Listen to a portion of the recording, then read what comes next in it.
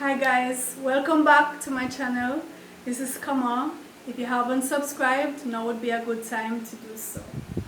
Now I'm going to just run down a list of things. I was actually thinking to myself, you know, in my life I've done so many things that, you know, were very courageous, and I'm saying I'm proud of myself actually for those things. So I'm just gonna run down a couple of those things, sharing with you some special moments. The first thing was the fact that when I was little, when I was about 9, 10 or so, I used, you know, the Jehovah's Witnesses would go around and they would try to talk to persons about their religion, and people would generally hide from them. As a little girl, I would seek them out because I just always wanted to argue with them, because there were things in the Bible that did not make sense to me, and I would stand there at the gate for hours and argue with them. You know, this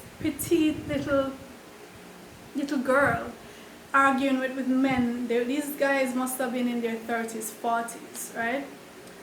And I stood my ground with them. I told them what made sense to me and what did not make sense to me. And yes, so that was the first thing that stands out in my mind, you know, to say, well, I had spunk.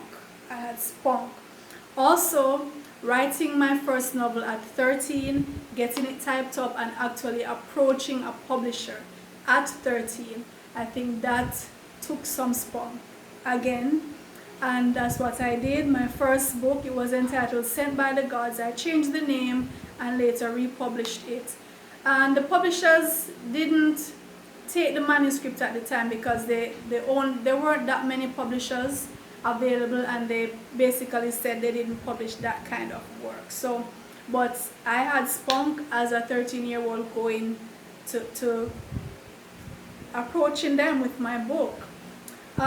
When I was in third form, I remember my class didn't get a particular subject. I think it was physics, and I wanted to do physics.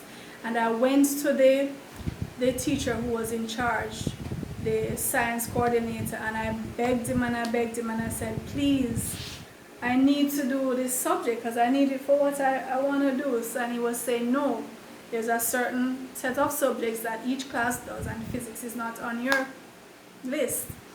I pleaded and I pleaded. Every day I went to Mr. Dehaney, and he chased me away sometimes. He said, no, it's set, we can't do that. Until eventually he found a way to get us to do physics. So we had to go in the evenings, but he made it work. And I remember he said to me, I've never seen a girl so determined, so persevering.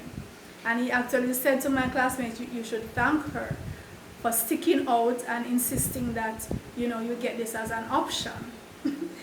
Also, I remember I used to write poems and I would submit them to the newspaper. So some got published, and I always wanted to have an article in the paper about me. So one day, I think this was when I was in sixth form, so I was 16 thereabouts, I went to the Gleaner Company and I demanded to speak with the editor, right? Eventually, they made me go up to him. So this was Eugene Peter. And I went into his office and I said, you need to write an article about me. So he was saying, why? Who are you? Why should I write an article about you? I said, well, I'm a poet and I write good poems, and I wrote a book, and you need to write an article about me. And he did. He actually did. That was the first published article about me, and that was in the Gleaner. I went on to become a reporter. I wrote for the Sunday Herald, I wrote for Buzz Magazine, and now a published author. Right, so I had spunk, I got my own publicity. I used to say, Ash can get her own publicity. That was my initial at the time. Another thing is, at 13 too, I refused to eat meat.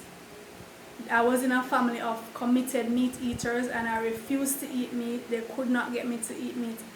At first, I used to get slaps when I came home to eat my dinner, and I refused to eat it.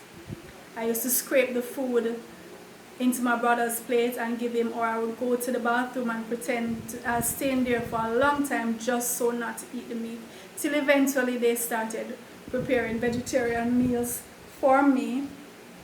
My grandmother would beg for me not to get beaten, so after a while my mother said, you know what, it makes no sense to beat her, just let her do what she wants.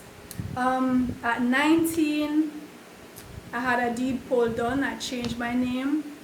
I actually took a male name. Kamau is a male name. I was just so rebellious because I wanted that name for what it meant. I had to have that name, and here I am. Changed my name at 19.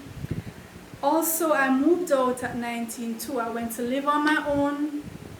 I lost my job at the bank, and because of, you know, related to trying to get people to see things my way. And I had gotten another job, but it wasn't very lucrative. But I still moved out, you know, determined to make life on my own.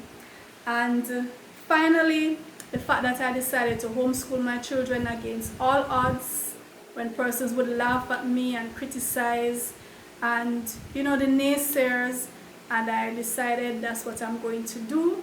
You know, so I'm just looking back at all these things in my life and I'm saying, I got spunk. I'm stubborn, I'm determined, I persevere, and I got spunk. What do you think?